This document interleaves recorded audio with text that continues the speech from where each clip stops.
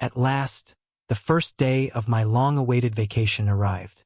I stayed up later than usual, savoring the rare silence that filled the apartment. By then, my wife Helen had already left for work, my son Alex was off at school, and my mother-in-law had headed to her dua. It had been years, yes years, since I last managed to carve out time for a proper vacation, and I dreamed of spending it with my family. Sadly, work obligations had pushed my time off to the fall, leaving me to face these quiet days on my own. As I fixed myself some breakfast, a wave of disappointment crept in. Spending this break alone wasn't quite how I pictured it, but determined not to let the blues win, I shook off the gloom and sketched out plans for a slow, unhurried day. There was no rush, no pressure, just the kind of peace I'd been craving. Helen was due home by 6:30, her job wrapping up at 5 o'clock, and I decided to surprise everyone by preparing dinner. I pictured the whole family gathered around the table, laughing and chatting like we hadn't done in what felt like forever. Evening rolled around, and dinner was ready. My son and mother-in-law returned home as expected, but my wife was nowhere to be seen. I asked Alex if he had any idea when his mom would be back, but he shrugged, suggesting I either ask his grandmother or call her directly. Neither option yielded any answers. Growing restless, I eventually served dinner to everyone, including the cat, and waited for Helen to walk through the door. Finally, at 11 p.m., the front door clicked open. She tiptoed into the bedroom, visibly surprised to find me wide awake. Ignoring her question about why I wasn't asleep, I flicked on the light. "Where have you been?" I asked, my voice sharper than I intended. "Why didn't you answer my calls?" She froze, caught off guard by my sudden directness, before stammering out an explanation. Apparently, she'd been stuck in a meeting at work that dragged on forever, and her phone had been set to silent mode. She apologized, admitting she'd completely forgotten about my vacation and the calls she'd missed. Sitting beside her, I laid out my plans for the rest of the week, and she listened, genuinely engaged. After finishing her tea, she leaned in, wrapping me in a tight hug. The tension I'd been carrying all evening melted away. "I've missed you so much," she whispered. In that moment, I knew everything would be all right. Earlier in the week, I decided to visit my hometown, a trip I hadn't made in years. I was eager to spend time with my parents, catch up with old friends, and enjoy a fishing trip with my dad. I'd planned to take Alex along, but he flat out refused, claiming he was too busy. The joys of raising a teenager. Undeterred, I started getting ready for the trip, and my first task was to locate my trusty hiking backpack. To my dismay, it was nowhere to be found. Had it been tossed out or just misplaced? Hoping for the latter, I rummaged through closets, cabinets, and drawers until I finally spotted it tucked away on the bottom shelf of a dresser. As I pulled it out, a small lilac box caught my eye. Intrigued, I fished it out and immediately recognized the brand logo. Inside was a pair of bright red stiletto heels. Elegant, expensive, and made from the softest leather. Confused, I couldn't help but wonder, whose shoes were these? Helen wasn't one for flashy heels and certainly wouldn't splurge on something like this without mentioning it. Had she been hiding them? But why? After a few minutes of overthinking, I landed on the idea that they might have been a gift. But from who? A friend? A coworker? Or, heaven forbid, a man? Shaking off the thought, I decided to ask her later and went back to packing. As I gathered my fishing gear and other essentials, another memory surfaced. The set of old keys I always brought with me on trips to my parents' house. I hadn't seen them in ages, not since my last visit years ago.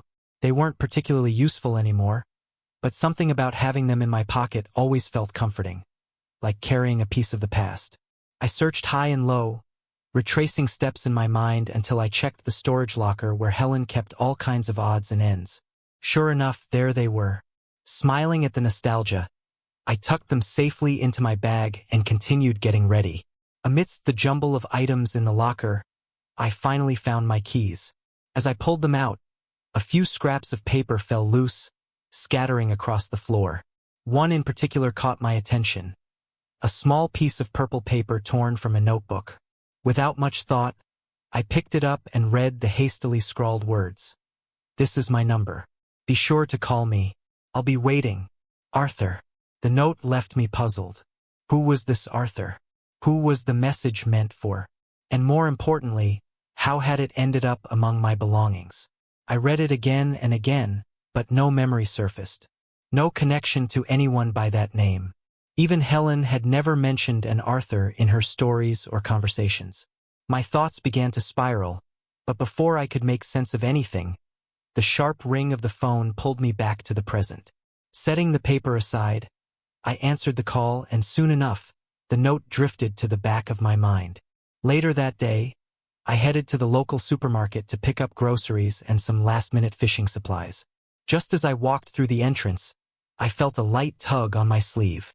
Turning, I found myself face to face with Susan, one of Helen's friends. I'd seen her before in passing but had never actually spoken to her. She was striking, long blonde hair, a radiant smile, but there was something about her presence that unsettled me, a gut feeling I couldn't shake. "Douglas!"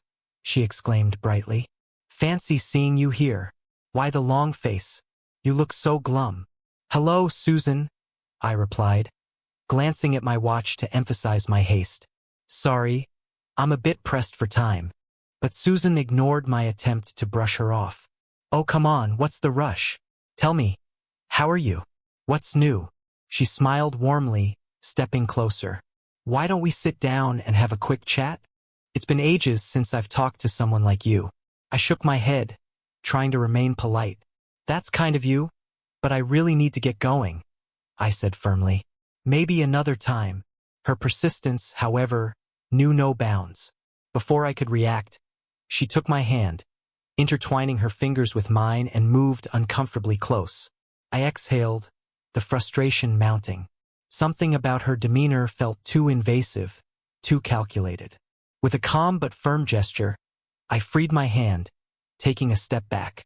"Susan, I'm sorry if I seem abrupt, but I really can't stay. Helen will be home soon, and I have a lot to prepare." My tone was measured, though the situation was growing increasingly awkward. But Susan wasn't done. Blocking my path, she tilted her head and gave me a piercing look. "What's wrong? Don't you like me?" she asked, her voice dropping into a curious, almost teasing tone. I hesitated, caught off guard by her sudden shift in attitude. "Susan," I began carefully, trying to steady my voice, "this isn't about liking or not liking you. I just don't understand what you're trying to do here. But I'm not interested. I love Helen, and I'd appreciate it if you respected that." "Oh, how sweet," she said, a hint of sarcasm lacing her words. "Rushing off to your dear Helen, are we? But let me ask you something, Douglas. Are you sure she's worthy of all that devotion?" Her words hit me like a slap. "What are you trying to say?" I asked, my voice low but steady. Susan held my gaze, a sly glint flickering in her eyes, but said nothing. The silence between us stretched on, growing heavier with every passing second. Finally, she broke eye contact and muttered, "Forget it. I shouldn't have said anything."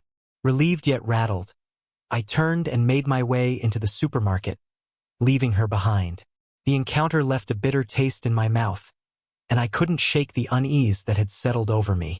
Something about her words, her tone, lingered long after I'd walked away. That evening, Helen stayed late at work again. I fell asleep before she returned, and when I woke the next morning, she was already gone. On the kitchen table, I found a note wishing me a safe trip and a happy journey. It was a kind gesture, but it didn't ease the nagging sense of discomfort that had been building inside me. After saying goodbye to Alex and my mother-in-law, I set off for my hometown.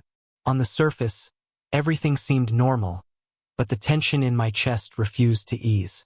By evening, I texted Helen to let her know I'd arrived safely, but hours passed without a reply. Feeling restless, I grabbed my fishing gear and headed to the water, hoping the quiet rhythm of casting a line would distract me. But even as the calm waves lapped against the shore, I couldn't shake the heaviness that weighed on my mind. The next morning, I decided to call my son. "Hi, how are you?" I asked, trying to sound cheerful. "Oh, "Hi, Dad," came his flat, disinterested response. "Everything all right?" I pressed, hoping for more than a one-word answer. "What could possibly happen in just one day?" He shot back, his tone slightly defensive. I let out a sigh. "Never mind that. Just tell me, how's your mom doing?" There was a pause, the kind of silence that told me my son was trying to figure out what to say. I gripped the phone tighter. "Well," I prompted, my voice firmer now. "Is something wrong?" "No," he finally replied, though his hesitation was unsettling. "She's fine. She's just out of town for a few days on a work trip. To New York." "What?" I blurted out, my stomach tightening. She never mentioned any business trip. The sigh on the other end was heavy, clearly not in the mood to answer questions. "Don't take it out on me, Dad. Ask her yourself." "Listen, I have a workout right now, so I have to go. We'll talk later." Before I could respond, he hung up. I stared at the phone in my hand, my thoughts spiraling out of control. Helen never mentioned a trip. Why wouldn't she tell me? My head started pounding, and the room suddenly felt too small, too suffocating. I needed air. Grabbing my jacket, I headed to the nearby forest. The crisp autumn air greeted me, and the crunch of leaves underfoot was oddly comforting. The earthy scent of damp soil and the peaceful rustling of the trees began to clear my head. But the unease lingered, shadowing my every thought. I couldn't stop thinking about the red stiletto I'd found in our closet 6 days ago, hidden in a lilac box, or the strange note I'd stumbled upon. "This is my number. Be sure to call me. I'll be waiting. Arthur." And then there was Susan, with her unsettling comments and cryptic hints. Why hadn't I confronted Helen about any of it? What was happening in her life that I was completely in the dark about? The questions buzzed relentlessly in my mind. How long had this been going on, and what exactly was this? I didn't want to face the possibility that Helen, the woman I'd shared my life with, might be slipping away from me, turning into someone I no longer recognized. The idea made my chest ache. I walked aimlessly through the forest, lost in thought, until the sky began to darken. The shadows stretched long across the ground, and the cold began to seep in, nudging me to head back. By the time I returned to my parents' house, the unease still clung to me like a second skin. In a couple of days, I'd be back in the city, back to our apartment. Helen would be there, and life would pick up where it left off, or at least it would appear that way. But deep down, I knew something had shifted. I could feel it, a quiet crack beneath the surface. I told myself I was content to keep my eyes closed, to pretend everything was fine. But the truth was, nothing felt fine anymore.